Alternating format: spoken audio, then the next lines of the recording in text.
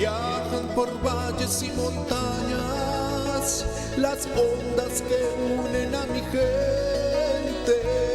El sentir del pueblo en el campo y la ciudad se unen en un solo dial. Radio Costa Rica, Radio Costa Rica. 930 está la frecuencia que identifica a mi país. Radio Costa Rica, Radio Costa Rica. 930 la frecuencia de mi país. Oh, bebida, que yo crayo. Betu, semigura mía, mamarazón.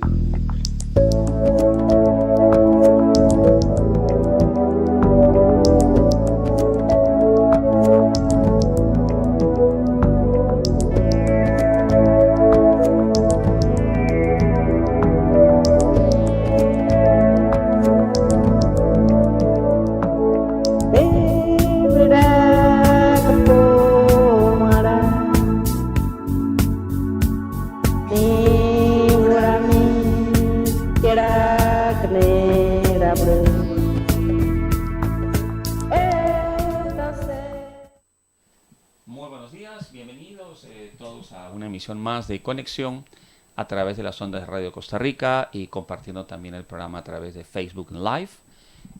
Muchas gracias por estar un sábado más. Hoy tenemos la casa llena, como se dice. Bueno, en ese momento todavía no está muy llena, pero esperando invitadas que están llegando, esperemos muy pronto. Y tenemos ya en cabina más bien una de las personas con las cuales también vamos a conversar el día de hoy. Es Pablo Montenegro, de Ingeniero Forestal de Fonafifo. Pablo, buenos días. ¿Cómo estás? Ya nos saludamos, pero siempre hay que hacer el protocolo. Claro. Buenos días, don Antonio. Un saludo a las personas que nos escuchan y nos ven por Facebook Live. Encantado de esta invitación y estar acá con usted. No, más bien yo soy la persona que está agradecida por el tiempo que se están tomando, porque es necesario tocar el tema que vamos a empezar ahora. Especialmente deben estar ya por llegar Tatiana Espinosa y Mercedes Gómez Larrarte, dos una ingeniera forestal y ingenieros forestales que vinieron desde el Perú a un congreso aquí en Costa Rica, y Tati es una de las personas que ya la entrevistamos previamente vía Skype desde allá, desde la selva amazónica peruana, y ahora está visitándonos, no podemos dejar de tenerla.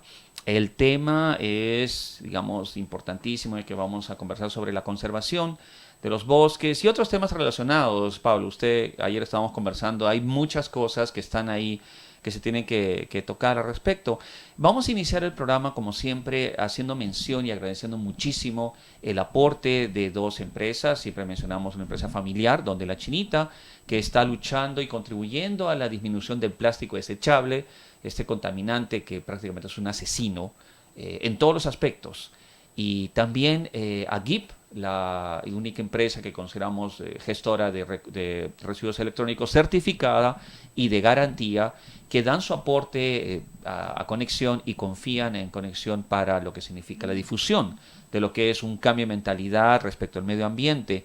Para entrar en tema rápidamente con Pablo, vamos a mencionar varias cosas. Sí nos gustaría que nos acompañara mientras llegan nuestras amigas desde el Perú, esperemos no en avión, sino que tal vez alguna demora por alguna presa, de esas que nunca faltan aquí en San José a toda hora. Para entrar a la sección de noticias en Conexión con el Tercer Planeta.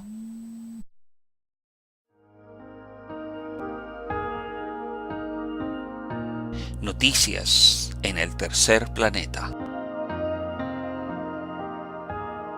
Estamos dentro de lo que es las noticias. Tenemos en este momento una de las cosas más importantes que sucedió la semana pasada fue el apoyo que dio Econo en un pequeño evento un día sábado para recolectar 1.000 kilos de comida para un refugio de animales, Refugio de Animales Asís. Esto es muy importante porque, Pablo, más allá de lo que significa a veces estar con este tipo de proyectos y el medio ambiente, el río, el bosque, a veces también la gente de la ciudad tiene que conectarse con la naturaleza, y los seres que comparten con nosotros, los animales domesticados y los no domesticados, son parte de ella. Creemos, por ejemplo, el sábado Econo, que es una tienda de departamentos que no tiene nada que ver con protección, se dio el trabajo de compartir y de incentivar a que la gente done alimentación para este refugio. Este es un refugio porque no, perdón, es un santuario, ya que ellos albergan a estos animales domesticados, estas mascotas que han sido abandonadas por sus dueños y que ya están ya, digamos, en sus etapas finales, ya son viejitas, ya no pueden ni, algunas son cieguitas, y es una manera de compartir humanidad, creemos, a lo que es las mascotas. Entonces, el aporte de una tienda de departamentos, de un negocio lucrativo que esté dando un apoyo, creemos que es un ejemplo, por eso es que estas cosas son importantes. Tal vez si la gente comenzara a ver la naturaleza completa de una manera diferente, no tendríamos, digamos, estos inconvenientes que ayer justo conversábamos, de la depredación, la deforestación, y no necesitaríamos de tantas cosas. Yo no sé, en el campo suyo hablamos también de los animales silvestres, que son parte, y digamos, este tipo de acciones ojalá se multiplicaran, porque eso significaría que tenemos empresas y que toda la sociedad en conjunto da su gran manera a su manera en muchos campos. Entonces, no sé usted qué imagen, qué impresión le da que una empresa comercial de alguna forma contribuya a un cambio de mentalidad digamos, con respecto a la naturaleza. Bueno, creo que es parte de la responsabilidad ambiental que debemos tener todos los ciudadanos. Es súper importante lo que está haciendo Econo, ¿verdad? Como usted me lo menciona. Realmente dejar de ver solo cada empresa o cada organización como puntualmente en lo que trabaja y verlo de una manera más integral. Como usted me decía que el ambiente o la protección del ambiente depende de todos y realmente este tipo de iniciativas son súper importantes. Ahora, bueno, yo quería, aprovechando la oportunidad, hablar de una iniciativa en la que yo estoy participando, que no es propiamente enfocada al medio ambiente, pero que queremos también llegarle por ese lado. Se llama Del Closet a la Cancha. Sí, Es una iniciativa... Cuéntenos brevemente de qué va que busca espacios libres de discriminación en el fútbol y en la sociedad. Somos un grupo de personas que nos dedicamos a jugar fútbol, en su mayoría personas LGBTIQ, y ha sido una experiencia muy agradable. El fútbol siempre ha sido un espacio que tal vez se ha catalogado como homofóbico por diferentes estereotipos y estigmas. Sin embargo, el espacio ha sido súper importante para como disfrutar saludable o disfrutar bien de ese deporte sin ningún tipo de discriminación. Ahorita hay iniciativas sociales en la parte de lo que es Aldeas SOS, y en el caso hubo también una iniciativa para ayudar a personas que refugiadas, se recogió alimentos y ropa para las personas refugiadas del conflicto de Nicaragua. Entonces ahorita en este momento queremos iniciar con una campaña de reciclaje y con siembra de árboles nativos en veredas de ríos, como parte de la misma iniciativa de que no solo somos una organización que defiende ciertos derechos, sino que también estamos enfocados en la parte ambiental, que es muy importante. Eso nos parece súper importante, integrar a la sociedad. Integrando a la sociedad también están nuestros amigos de Río Urbano, que están realizando su segundo el evento de picnic, encuentro de picnic en el río. Esto va a suceder mañana a los bordes del río Torres, en el Polideportivo Aranjuez, donde se realiza la Feria Verde, y está empezando desde las 9 de la mañana hasta la 1:30. Como siempre, la gente de Río Urbano están adelante con esto, tratando de integrar a las personas y para que compartan, porque los ríos han dejado de ser parte de nuestra vida y se han convertido como que la manera en que me deshago de los desechos más rápidamente. Así que es muy importante, celebrando el Día Mundial de los Ríos. Esto es lo que nos ha permitido, digamos, poder compartir esto, y ellos están desarrollando este tipo de actividades. Mañana quienes tengan interés pueden comunicarse al 8366-0852 o al email picnicenelrio.cr@gmail.com. Otra de las cosas que queremos compartir con ustedes también dentro de las noticias es el festival en el Sarapiquí, que está ocurriendo el día de hoy y mañana. Y en este caso la idea es tenemos un pequeño video que más o menos nos va a dar una idea muy general sobre lo que es la actividad. En el Sarapiquí se está desarrollando mucha actividad, como siempre, es el EcoFest, y la intención aquí es de revalorizar y de tratar de que la gente vuelva otra vez a encontrar en el río, digamos, esa conexión que desapareció, especialmente un río que genera tantos ingresos, ¿no? Eso es algo que no se entiende muy bien cómo es posible que se realice una actividad en una zona, digamos, en una zona, digamos, de bosque o qué sé yo, que no solamente es como para generar ingresos económicos, sino también que la gente no pierda ese contacto con la naturaleza y no termine destruyéndolo. Lamentablemente el Sarapiquí está teniendo muchos problemas de los tajos, se está perdiendo todo el cauce natural y estamos entrando en un conflicto que ya es de orden económico, pero por ambos lados, porque la economía no es solamente destruir y generar, destruir para producir nuevos productos, como en este caso el Tajo, todos sabemos es para poder construir, pero también hay otro tipo de economía que es más limpia, donde el aflujo turístico y el participar del río hace que sin depredar el río, sin dañarlo, generemos ingresos. Entonces, mantenemos esto para las generaciones futuras, que es lo más importante. Así que este festival, este EcoFest en Sarapiquí es muy importante de recalcarlo y agradecer, como siempre, la presencia de Juan Amiguetti, que esperamos tenerlo en las siguientes emisiones, vía Skype desde allá, para que nos cuente cómo estuvo la actividad. Esto es el día de hoy y mañana. Bueno, vamos a entrar en este momento, previamente ya que lleguen nuestras invitadas, a pequeños ecotips que nos hacen recordar lo importante que es proteger el planeta, evitando el plástico desechable y también eliminando apropiadamente nuestros desechos electrónicos. Los océanos cubren el 71% de la superficie de la Tierra y el 80% de nuestra basura es plástico. Hemos permitido que nuestros residuos conquisten nuestros océanos. Y para el año 2050 habrá más plástico que peces en el mar. Tenemos que detener esto. Dígale no al plástico desechable. Esto es un mensaje de Don de la Chinita.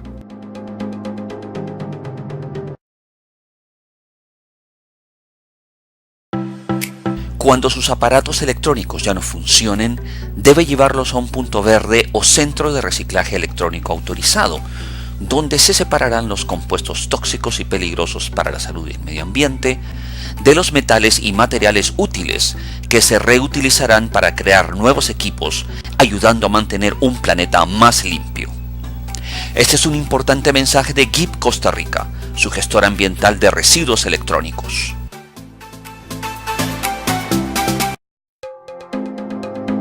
Los océanos cubren el 71% de la superficie de la Tierra y el 80% de nuestra basura es plástico. Hemos permitido que nuestros residuos conquisten nuestros océanos. Y para el año 2050 habrá más plástico que peces en el mar. Tenemos que detener esto. Dígale no al plástico desechable. Esto es un mensaje de Don de la Chinita. Cuando sus aparatos electrónicos ya no funcionen, debe llevarlos a un punto verde o centro de reciclaje electrónico autorizado, donde se separarán los compuestos tóxicos y peligrosos para la salud y el medio ambiente de los metales y materiales útiles que se reutilizarán para crear nuevos equipos, ayudando a mantener un planeta más limpio. Este es un importante mensaje de GIP Costa Rica, su gestora ambiental de residuos electrónicos.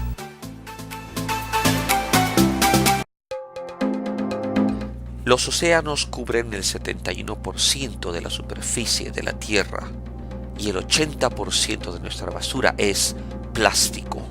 Hemos permitido que nuestros residuos conquisten nuestros océanos. Y para el año 2050 habrá más plástico que peces en el mar.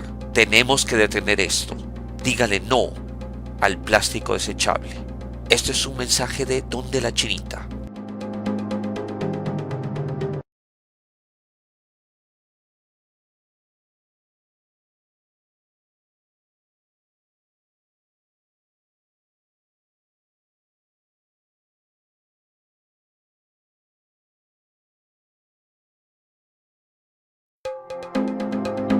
Los océanos cubren el 71% de la superficie de la Tierra y el 80% de nuestra basura es plástico.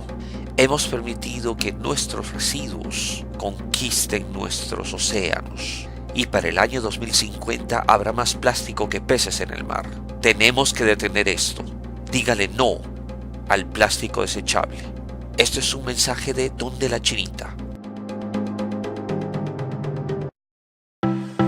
Cuando sus aparatos electrónicos ya no funcionen, debe llevarlos a un punto verde o centro de reciclaje electrónico autorizado, donde se separarán los compuestos tóxicos y peligrosos para la salud y el medio ambiente de los metales y materiales útiles que se reutilizarán para crear nuevos equipos, ayudando a mantener un planeta más limpio. Este es un importante mensaje de GIP Costa Rica, su gestora ambiental de residuos electrónicos.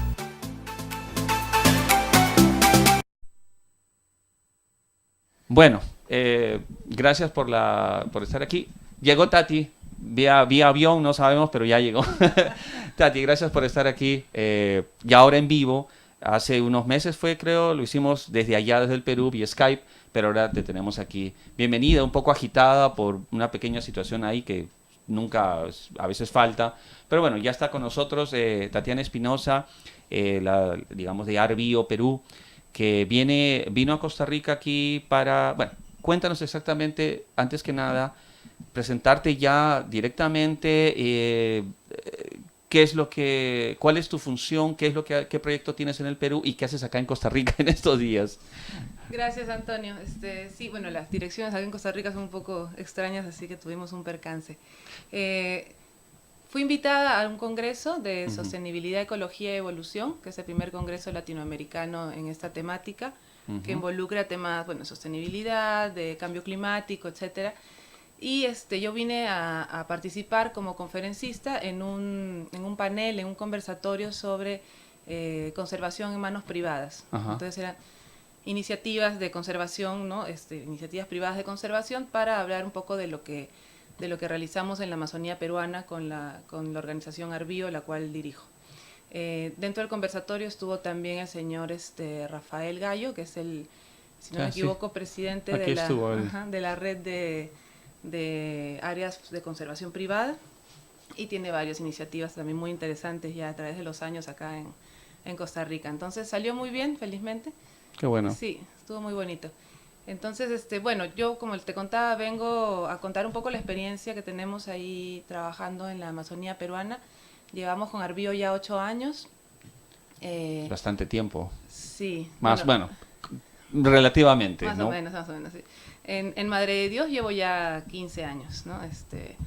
Trabajando, bueno, estudié acá en Costa Rica unos años, luego retorné de nuevo a la Amazonía. Y con Arbio, así ya formalmente, a partir del año 2010.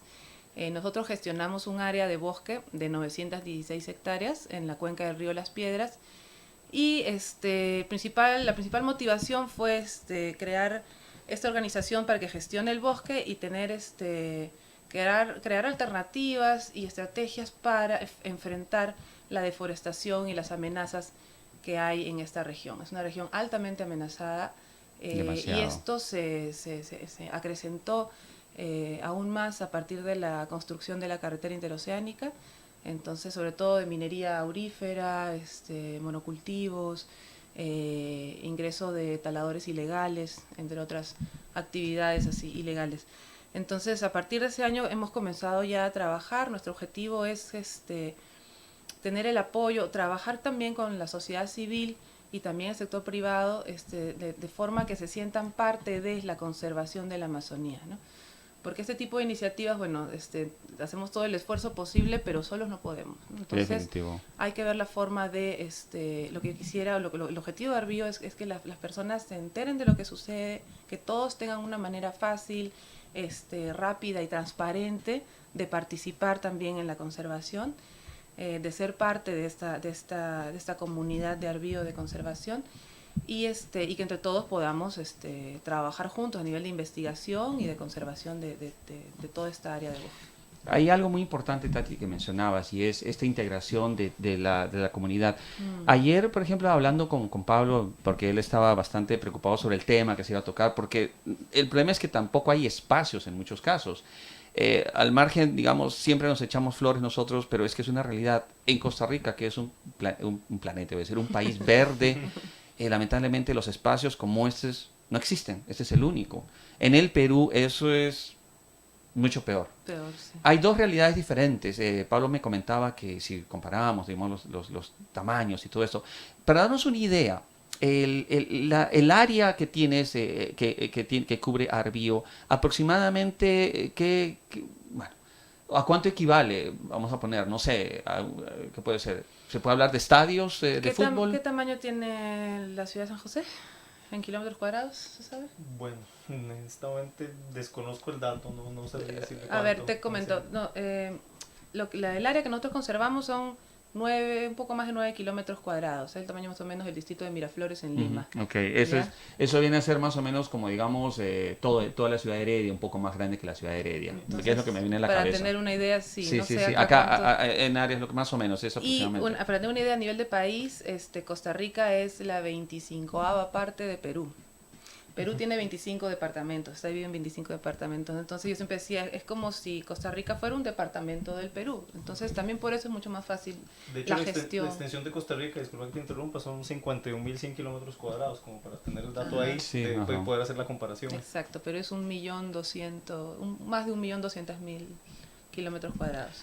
Hay una cosa importante, y es que la idea es de compartir experiencias. Entonces, lo que has mencionado, esta de la carretera, la minería y el talado, manteniendo la escala, con Pablo comentábamos y él me decía que los problemas son los mismos. Entonces sería importante, Pablo, ahora ya digamos directamente ha escuchado qué es lo que está pasando, cuáles son las amenazas. En el caso de Costa Rica, las amenazas creo que no son diferentes. Correcto. Lo que varía es un poco la dimensión o realmente qué tanto realmente está afectando cada área protegida. Pero creemos que más bien aquí el problema es nuestra impresión, lo poco que conocemos directamente, usted nos corregirá o no, es que a diferencia en el Perú, que está abandonado literalmente, es lamentable decirlo, pero las cosas son como son, hay que decirlas así. Sin embargo, estas áreas protegidas que hay, ya los parques nacionales acá en Costa Rica, desde que tienen tiempo, están comenzando a tener problemas, ¿correcto? ¿O me equivoco? Sí, existe mucha presión sobre las áreas protegidas y también sobre las áreas privadas que están protegidas, que en este caso es el papel que desempeña FONAFIFO como institución, ¿verdad? Entonces sí existe muchísima presión, como usted dice, ¿verdad? Expansión de la frontera agrícola y una serie de problemas que están, digamos, ejerciendo, valga la redundancia, presión sobre nuestras áreas y sobre los bosques específicamente. Claro, y aquí vamos a algo, aunque hablamos de dimensiones diferentes, los problemas son los mismos. Es decir, la civilización, más que la civilización, la economía que tenemos, es nuestro punto de vista, es la que genera esto. No es una economía amigable, no es una economía que trata de coordinar las cosas. A mí se me pararon los pelos, Tati, porque en Facebook estaba viendo en el Perú, no sé si una funcionaria o una burócrata debe ser, como muchas de esos, del Ministerio creo que hay un ministerio también, acá hay un MINAE, el Ministerio de Ambiente, decía, no lo tengo acá, no voy a hacerla exactamente, pero mencionaba como que las áreas protegidas eran sujeto de explotación económica o algo así. Si alguien que es del ministerio, que supuestamente tiene que protegerlas, está sugiriendo que eso es posible, no se me ocurre, o sea, realmente es terrible. Sin embargo, acá no es exactamente lo mismo en Costa Rica, pero hasta hace poco, te comento, hubo un proyecto de ley, creo que ya salió la ley, para sacar el agua, ¿correcto? Creo que, Pablo, usted nos puede informar mejor de esto de el agua que se va a utilizar de las áreas protegidas, y hay Bueno, esto es todo un debate, todavía no se ha aprobado, pero sí, es todo un debate, ¿verdad?, que ha habido al respecto. Tal vez hay que dejar claro, ¿verdad?, que las áreas protegidas son, como el nombre lo indica, protegidas, ¿verdad?, y tienen una categoría de manejo donde no se permite la explotación de ningún tipo de recurso. en el papel. Es correcto. Eso también hay que marcarlo, porque Sí. Costa Rica está llena de leyes, pero en muchos casos, lamentablemente, la ejecución de esas leyes es el problema. Tati, en el caso del Perú, hay una diferencia que, por ejemplo, estábamos hablando fuera de micrófonos ayer o anteayer. Las iniciativas de protección, creo que en un 99% son privadas. ¿Hay algún tipo de trabajo a nivel de gobierno, como política de Estado, de proteger la Amazonía? ¿En Perú, dice? Ajá, en el Perú. Bueno, en Perú está el Sistema Nacional de Áreas Naturales Protegidas, que gestiona todas las áreas protegidas del Perú. Y aparte, el patrimonio forestal, o sea, los bosques en Perú son patrimonio de la nación. Entonces, lo que hace el Estado es otorgar en concesión áreas de bosques a empresas o a particulares para que ellos se encarguen de la gestión de estos bosques. Entonces, hay distintos tipos de concesiones. En algunas concesiones están otorgadas para extraer madera, concesiones maderables, hay otras que son para hacer ecoturismo, hay otras para diferentes usos, ¿no? Entonces, el área que yo solicito estaba categorizada, toda esta zona, como de bajo valor comercial, porque ya habían extraído cedro y caoba. Entonces decían que era una zona donde estaba destinada para reforestar con maderas valiosas. Pero para producir. Sí, sin embargo es un bosque. Entonces es un bosque que simplemente no tiene cedro ni caoba. Entonces ahí también, no sé si fue un lapsus del Estado, bueno, no sé, pero en ese caso se ponía en riesgo muchas áreas que porque estaban categorizadas de bajo valor comercial podían ser sujetas como concesión de reforestación. ¿Qué significa esto? Que legalmente podías cortar toda la madera que quisieras y hacer un monocultivo de árboles, una plantación. O sea, en la capital de la biodiversidad del Perú, donde hay bosques que tienen como 300 especies distintas de árboles por hectárea, imagínate reducir todo eso a una plantación para madera de 2-3 especies. Sí, es que ¿no? Estas cosas sin sentido. Entonces, en este caso, sí, perdón. Fue frente a eso, ¿no? También la motivación de pedir estas zonas para hacer conservación, para hacer otro tipo de manejo que no sea para evitar que venga una empresa que tale el bosque y que haga una plantación, un monocultivo de árboles, ¿no? Entonces, eso fue también. ¿Tienes financiamiento del Estado? No, el Estado lo que hace es darte el área en concesión. Hay tipos de concesiones que pagan por manejar el área, como las de ecoturismo. En otras pagas, si sacas algún producto no maderable, pagas un porcentaje, algo según el producto que sacas. En mi caso yo no le pago nada al Estado, se supone que uno tiene que invertir en reforestar. Yo no he reforestado porque es un bosque, lo que hago es conservación, obvio, pero sí hago algunas actividades de fuentes semilleras, estudios, etcétera. Pero no, el Estado no es que te dé ningún incentivo, ¿no? Entonces, conservar y trabajar solamente en la protección efectiva de toda esta área frente a los taladores ilegales que nos están rodeando, sí, ya son costos mensuales, operativos fijos, bastante grandes, que no hay ningún incentivo. Esa es la diferencia también con Costa Rica, ¿no? Una pregunta para terminar y paso para Pablo para que nos explique y también como que es parte de la pregunta es, ¿eso significa que si nadie tiene, digamos, el interés de hacer algo, no pasa nada y simplemente continúa y esa área se hubiera utilizado como bien le condicionaba al Estado? Esta área la hubiera solicitado algún empresario probablemente para sacar madera, dejando un bosque degradado, y ojalá por lo menos hubiera invertido en reforestar, que es lo que pide la ley, ¿no? Hasta ahora lo que he visto en las concesiones de reforestación es que hasta ahorita siguen sacando. Sí, no he visto que hayan reforestado. Es terrible eso. Hubiera pasado lo mismo. Y bueno, en el área que nosotros manejamos tengo la suerte de tener muchos árboles valiosos, ¿no? De madera dura. Sobre todo hay esta especie que les comentaba del chihuahuaco, que es primo del almendro, que acá en Costa Rica está protegido por ley. Del Dipteris panamensis. Dipteris panamensis, este es el Dipteris micranta. Okay. ¿Ya? Podemos llamarle el almendro amazónico. Cumple las mismas funciones, es un árbol emergente, uno de los más grandes del bosque, los más altos. En este caso, en la Amazonía, anida el águila arpía, así como acá es anidamiento de la lapa verde, de los guacamayos. Allá también es lugar de anidamiento de varias especies de guacamayos, pero sobre todo del águila arpía, ¿no? Que sabemos es el águila más grande de América, que también está en peligro, etcétera. Entonces, hay muchos motivos para conservar sobre todo los árboles maduros de Chihuahuaco, ¿no? Según los estudios y todo, ya se sabe, y también se ha hecho pruebas de radiocarbono. Árboles para llegar a 1 metro de diámetro demoran alrededor de 700 años. Dipteris panamensis alrededor de 500. Por ahí van, ¿no? Entonces, sí, hablamos, o sea, toda la civilización humana prácticamente. Imagínate, y ese tipo de información no se maneja, o bueno, no conviene tampoco que se maneje. No se difunde, porque tal vez es una combinación también de falta de interés de los medios.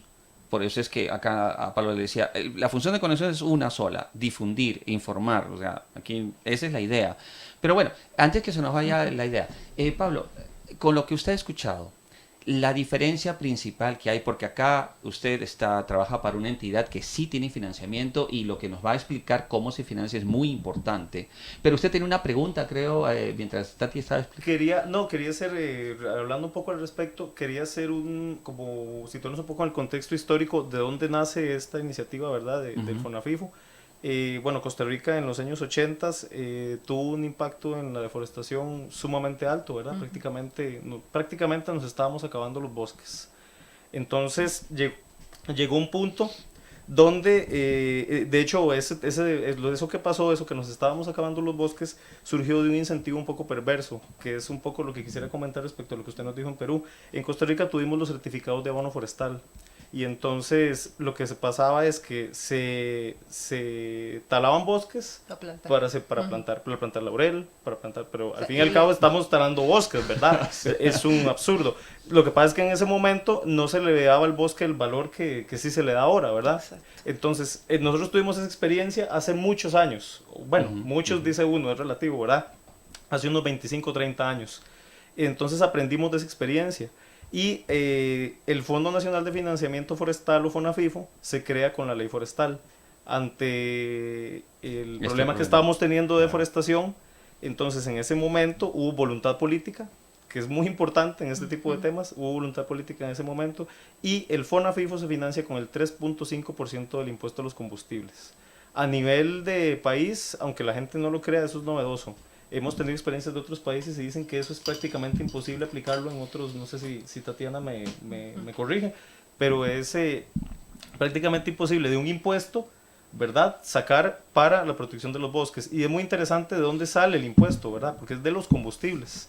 Entonces, de alguna manera, todos los costarricenses con nuestro dinero compensamos con el uso de nuestros vehículos, con el uso de autobuses, para la protección de los bosques y para el incentivo de reforestación en áreas que no eran, o en áreas de potrero, en áreas degradadas, o en zonas de regeneración natural que necesitamos recuperar. Claro, y ahí anoche me comentaba él de que de haber tenido, llegar a un mínimo de área, digamos, de bosque, se ha recuperado y se ha convertido, se ha hecho de lo negativo a lo positivo eso es muy importante. Eso que usted dice es muy importante, yo lo digo con orgullo, porque realmente a veces como costarricenses nos falta un poco, ¿verdad?, como creérnosla, como decimos.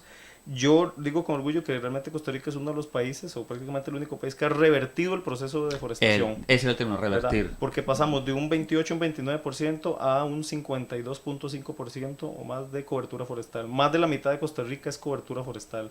Y lo digo con orgullo porque realmente es un logro país, ¿verdad?, que tenemos como costarricenses. Ayer conversamos en base a lo que hemos hablado, Tati, previamente, de que acá había una situación muy interesante, pero de la cual hay que aprender a ambos lados, es decir, porque esto se aplica. ¿Qué harías con esos fondos? Digamos, en el Perú, ¿cuántas cosas se podrían hacer tanta gente que tiene iniciativas como la tuya? Y por otro lado, luego para hacer tipo ping-pong, en Costa Rica a veces no se valora lo importante que es tener este recurso que usted me comentaba anoche. Hay muchos países que vienen acá a aprender cómo demonios hicieron para tener esos fondos y hacerlos efectivos, ¿no? Y que funcione. Porque me imagino que proyectos de hacer esto, tener dinero, siempre hay, siempre se está pidiendo prestado de un montón de lugares y luego hay que pagar la deuda. Pero esto es muy interesante. Tati, ¿se puede hacer algo así en el Perú o en otro país que tenga el mismo problema? Mira, la experiencia de Costa Rica es muy interesante. Inclusive, sí, yo estudié acá en Costa Rica y dije, wow, ¿no? El Estado les paga por conservación, alrededor de $60 por hectárea año. Correcto. Y bueno, entonces en Perú no existe este incentivo por conservar, pero bueno, en mi caso, cuando creamos Arbio, dijimos, bueno, ya que el Estado no nos da ese incentivo, nosotros vamos a buscarlo por nuestra cuenta. Es bien interesante eso que es de un pago por hectárea. Queremos que la gente se involucre, entonces la gente, cada 900 personas en el mundo, pensamos que no era muy difícil, entonces ponemos la imagen satelital y cada persona puede adoptar una hectárea por $50, $55, qué sé yo, y le damos su certificado, se sienten parte del bosque, y por ahí es la forma como, ¿entiendes? O sea, en lugar de que el Estado nos dé el dinero, dijimos vamos a hacer tipo crowdfunding, ¿no? Con muchas personas, cada una. Pero hay que crear una web, que la imagen satelital, son costos adicionales, ¿no? El mantenimiento de esto, hacer marketing digital, etcétera. Es todo un tema para poder lograr una mínima parte de lo que acá en Costa Rica me darían al año, ¿no? Claro, $60 por hectárea. Sí, súper complicado. Entonces, ¿qué sucede? Hay la iniciativa también de llevar este modelo de Costa Rica a Perú. Entonces, justo ayer conversaba con, no me acuerdo el nombre, pero un señor de Fonafifo, creo que es el jefe, el director, y él me decía, sí, queremos, nos han llamado, vamos a ir a Perú a conversar con CERFOR, que es el Servicio Nacional Forestal. Y decía, ¡ay, qué interesante! Entonces sí, para ver si se plantea un modelo similar. Claro. Y le me quedo pensando y le digo, sí, pero en Perú las áreas no son privadas, porque acá le dan a las áreas privadas. O sea, tú tienes tu bosque de, no sé, pues 30, 50 hectáreas, conservas tu bosque y te dan $60 por cada hectárea, pero es tu bosque, es privado. En Perú el área forestal no es privada, es del Claro, Estado, es lo que yo tengo es nacional. una concesión. Entonces, ¿a quién le van a dar ese dinero? Le digo, ¿no? Entonces, y sí, hay áreas de conservación privadas, pero son muy pocas, ¿no? Y los bosques que están en manos de privados es un mínimo porcentaje de los bosques del Perú. Tal vez para retroalimentar eso que dice Tatiana, en el caso de Costa Rica, esas áreas privadas, bueno, es importante aclarar que la ley prohíbe el cambio de uso del suelo, ¿verdad? Es prohibido en Costa Rica cortar bosque para meter otro tipo de actividad, sea cultivo, ganadería o cualquier otro.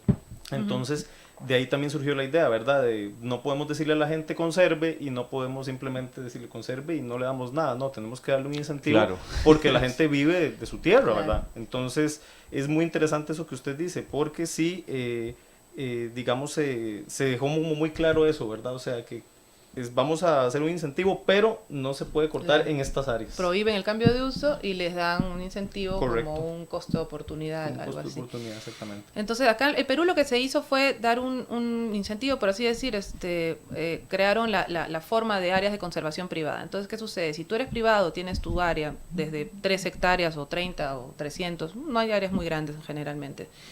Entonces tú decides hacer conservación, entonces te apoya otra entidad para hacer todos tus trámites y te categorizan como área de conservación privada, ACP.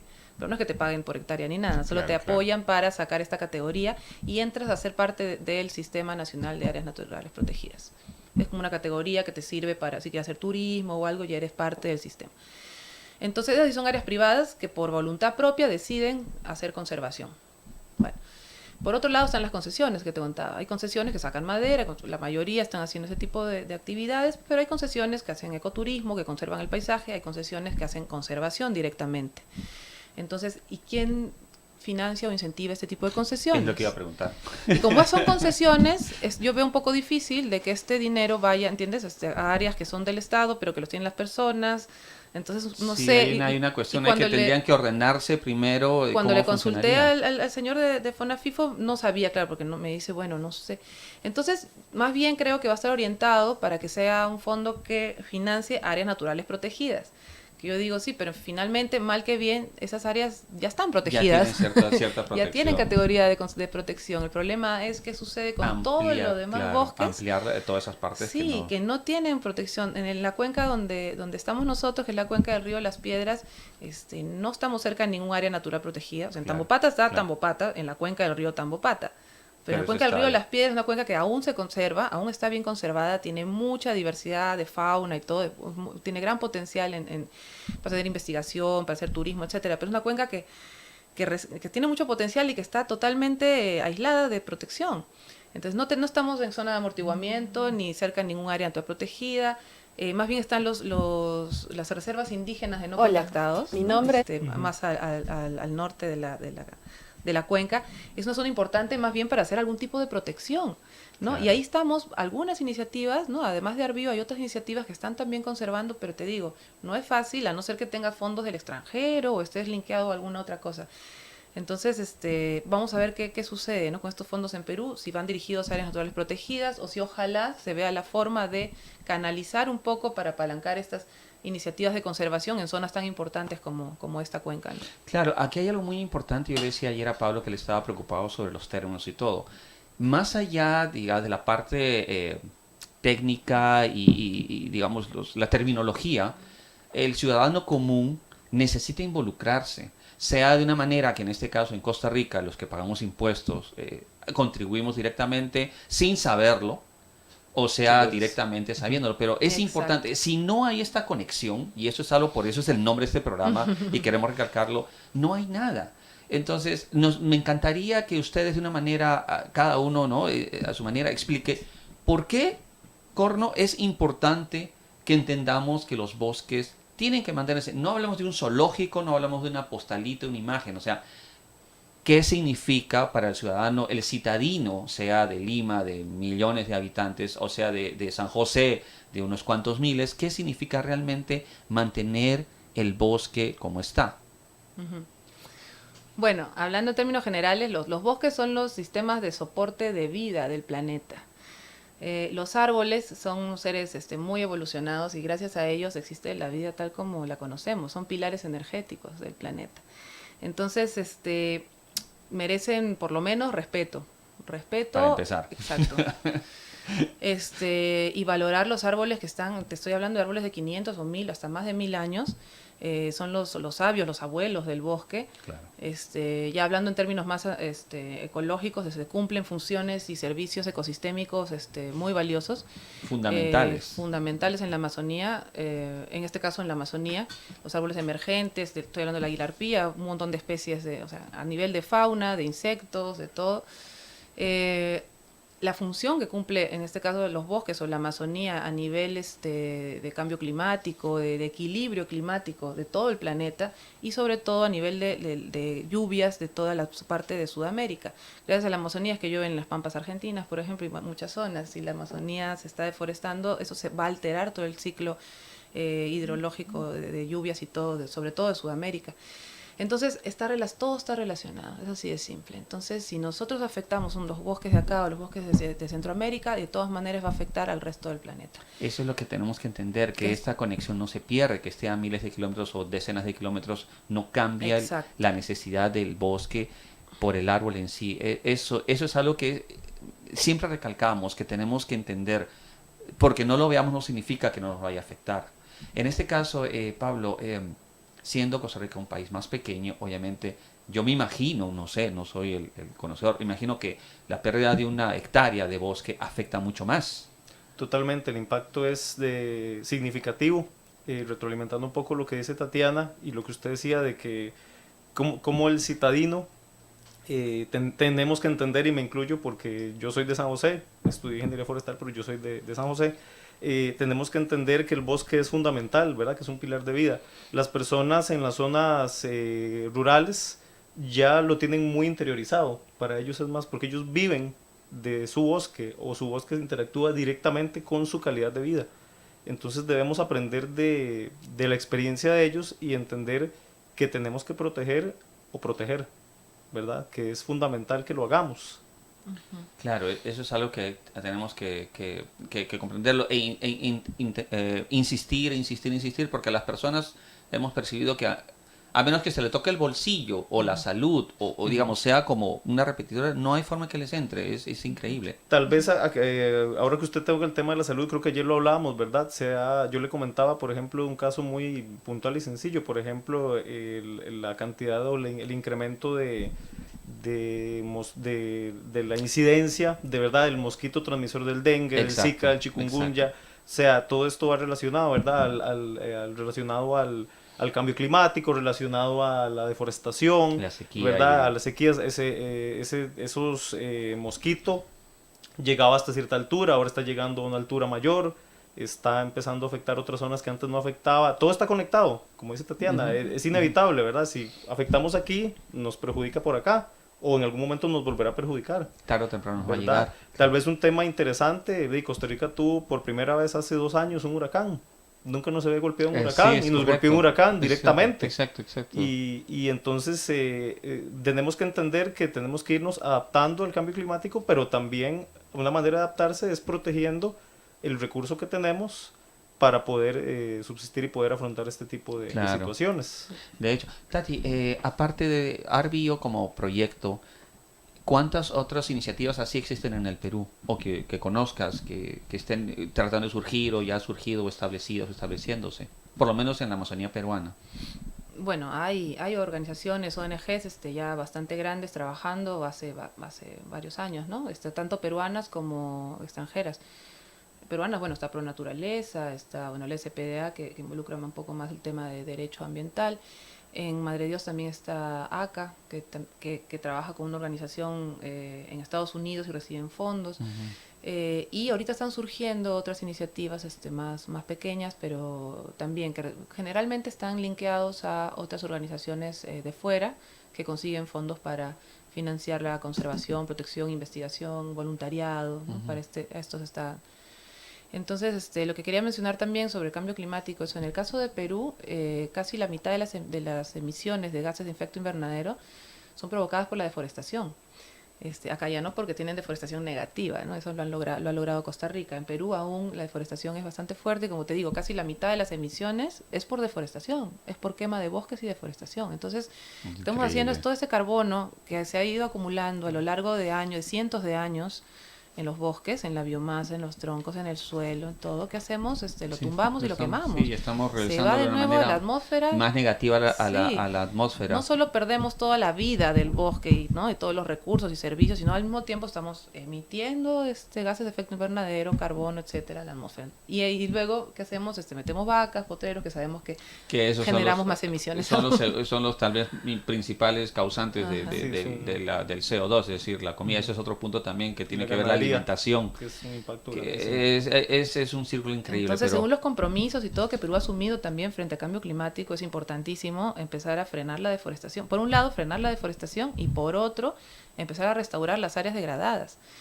Y no con plantaciones así, monocultivos y qué sé yo, para madera, no, hay que hacer realmente restauración. Exacto. Y además con una restauración, o sea, que no solamente pones árboles, sino pones varias especies y ocupas varios estratos, ¿no? Y vas a acumular mayor biomasa, por lo tanto vas a capturar mayor cantidad de carbono, ¿sí? Que una plantación, por ejemplo. Sí, entonces, por donde veas, si te vas a dirigir al tema del cambio climático, tienes que tener más carbono en un cultivo biodiverso con varios estratos, que tengas de todo, ¿no? Que sea lo más semejante a un bosque.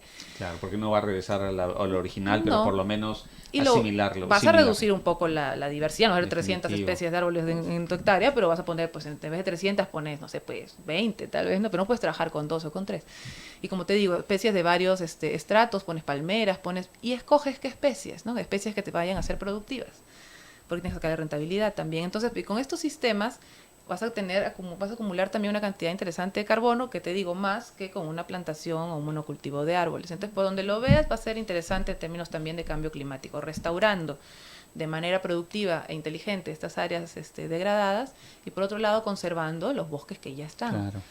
Hay un par de minutos. Sí, diga. Tal vez como para hacer un paréntesis aquí, bueno, quería entregarle a Tatiana los proyectos que tenemos FONAFIFO. Yo trabajo para el Departamento de Proyectos de la institución y tenemos una serie de proyectos que están enfocados en lo mismo, ¿verdad? El 3.5%, perdón, del impuesto a los combustibles se hace insuficiente a veces y no logramos abarcar todas las áreas que queremos. Entonces, estos proyectos nos sirven como una plataforma para que empresas que están comprometidas con el medio ambiente quieran invertir y de paso ayudar a involucrarse quienes están generando dinero de la naturaleza. Lo mínimo que deben hacer es volver a hacer, ¿no? O sea, regresar de alguna manera participando directamente. Y tal vez mencionar rápidamente, bueno, tenemos el proyecto Bosque Vivo OSA, tenemos registros con cámaras trampa, ya tenemos registrados 12 especies, por lo menos 12 especies que están en alguna categoría de amenaza. Entonces es un tema súper importante. Ya nos han salido registros de danta, de puma, pisote, guatusa, ¿verdad? Entonces es un proyecto muy interesante. Tenemos el proyecto de los créditos de carbono. FONAFIFO incentiva, bueno, plantación de forestales, y entonces por medio de estas plantaciones forestales logramos medir biomasa y carbono y venderlo como unidades costarricenses de compensación. Entonces son proyectos súper interesantes. Y el último que tenemos es el de vuelo limpio, donde cada viajero o cada persona que viaja puede compensar sus emisiones por sus vuelos en avión. A ver, qué interesante. Tati, una pregunta casi final, ya nos quedan como 4 minutos. Este cambio de deuda por ambiente, bueno, hay un término ahí, yo la verdad soy ignorante en eso, pero entiendo que hay cierta, digamos, se canjea la protección por deuda, y algo así no se puede hacer, digamos, para financiar proyectos como el tuyo. Yo creo que eso lo maneja directamente en los ministerios, ¿no? Y ya ellos los políticos decidirán a dónde va. Aquí hubo una solución con FONAFIFO por decisión política, voluntad política. Brevemente, ¿usted percibe que los políticos de ahora en Costa Rica tienen la misma mística de la gente que logró esto? Bueno, yo creo que como nación hemos madurado. Tal vez lo que necesitamos a veces es recordarnos que no todo llegó por caído del cielo, ¿verdad? Que es lo que a veces nos puede pasar como generación. Que se olvidan, precisamente. Yo incluso no lo enfocaría la parte política, lo enfocaría la parte generacional. Debemos entender que esto costó mucho y que como tal tenemos el deber de conservarlo y de perpetuarlo, ¿verdad? Este tipo de programas son importantes. Entonces a veces cuando la gente dice, bueno, pero ¿en qué se gastan los impuestos? Bueno, tienen una razón de ser, Sí, ¿verdad? Yo sé que a veces el tema es un poco espinoso, pero realmente el 3.5% del impuesto a los combustibles se invierte de una manera adecuada y gracias a él tenemos bosques protegidos. Ojalá que se pudiera lograr de alguna manera un financiamiento X, Y, Z para poder esto, porque realmente la pérdida de un pedazo de bosque, no importa dónde sea en el mundo, es irreparable. Es decir, y el daño, es decir, es multiplicado no sé cuántas miles de veces, porque se pierde algo, pero no solo se pierde, sino que genera digamos, es como la pequeña piedra que al caer por un cerro comienza a generar un derrumbe, porque arrastra muchas cosas, se pierden seres, se pierde un montón de cosas que no entendemos, no nos damos cuenta de lo terrible que es perder 1 metro cuadrado de bosque. Exacto. Ojalá que pudiera haber, Tati, ya pues como para ir terminando, de tu visita acá a Costa Rica, alguna, digamos, idea que te permita, no idea, sino alguna, ¿cómo te puedo decir? Qué sé yo, una esperanza de que pueda haber un incremento, un cambio radical, algo que pueda contribuir a lo que estás haciendo. Bueno, te digo, Costa Rica me llevo siempre las ideas, las iniciativas. Ayer igual conversábamos en el conversatorio, ¿no?, que hubo, y el otro señor decía, sí, bueno, a mí me dan los $60, no sé qué, recibo $25,000 al año, que igual eso o sea, no es nada para todo lo que hacemos y esto, ¿no? Yo lo miraba y decía, oh Dios, si por lo menos recibo esos 25. Bueno, lo que le decía de Yo que a lucho veces por todos necesitamos lados valorar, a ver ¿verdad? si tenemos, así por lo menos consigo esos $50 por hectárea o algo, ¿no? Entonces, eso me daría el respiro, pues, o sea, para poder tener la protección efectiva del bosque, es eso lo que se requiere. Claro. Más allá de eso, que es lo que hacemos, claro, investigación, o sea, investigación biológica, generamos datos, fuentes de información para proyectos futuros, hacemos investigación aplicada para ver productos no maderables, pero todo eso se requiere inversión, tiempo y esfuerzo. A pesar de todo lo hacemos en convenios, como sea, con investigadores, con gente. Pero si por lo menos tuvieras asegurado la protección efectiva del bosque, que son, igual no es mucho, $25,000, $30,000 para 900 hectáreas durante un año, o sea, no es mucho para una empresa, para un privado, para una marca, qué sé yo, un auspicio. Entonces digo, no, es que tenemos que buscar que esto, que se financie solo, no sé cómo, la conservación efectiva del área, y continuar con las investigaciones, continuar con todo, de las especies en peligro de tala ilegal también, dándole un valor más allá de lo maderable a especies como el chihuahuaco que les contaba.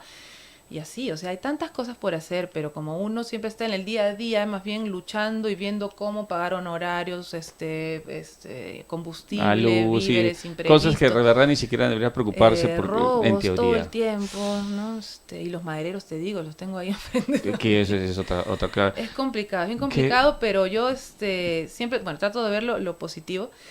Como te digo, no estamos solos, hay varias iniciativas en las cuales queremos también, estamos haciendo alianzas, estamos haciendo un frente, ¿no? Claro.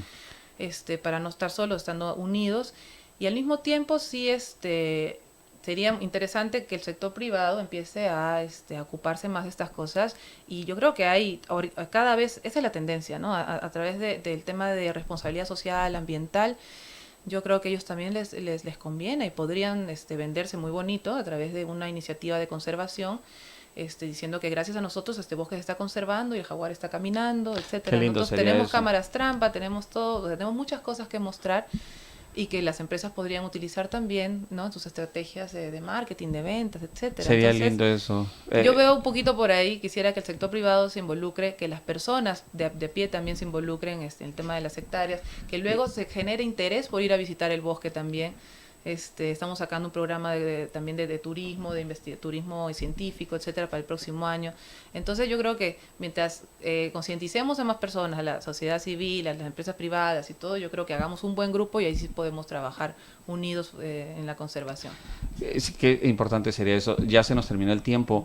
Ojalá que con la experiencia tuya de todo esto acá, digamos, la gente que nos está escuchando, viendo, valore lo que tiene, entienda de que tienen un increíble apoyo y que hay que mantenerlo. y por otro lado la gente en el Perú comprenda que tenemos que apoyar mucho más, tenemos que cambiar todo eso. Tati, muchísimas gracias por estar aquí. Ojalá te tuviéramos todos los meses, pero bueno, eso va a ser imposible. Será otro día que vengas de visita. Y Pablo, tenemos una agenda pendiente. Sé que tenía muchas cosas ahí, pero yo le dije que es solo el inicio. Ya que lo tengo aquí, tenemos una agenda para seguir tocando el tema en base a lo que hace FONAFIFO, porque es muy importante que se difunda eso también. A los dos invitados, Tati, muchas gracias por el tiempo. Pablo, por su muy tiempo amable, también. muchas gracias. Gracias, Toño. Nos estamos yendo ya, no sin antes, ya con el tiempo vencido, nos van a jalar las orejas, no sin antes mencionar la frase de la semana. Un árbol es un ser que vive para darnos vida. Protejámoslo. Gracias por estar con nosotros. Bravo. Nos vemos el próximo sábado. Gracias.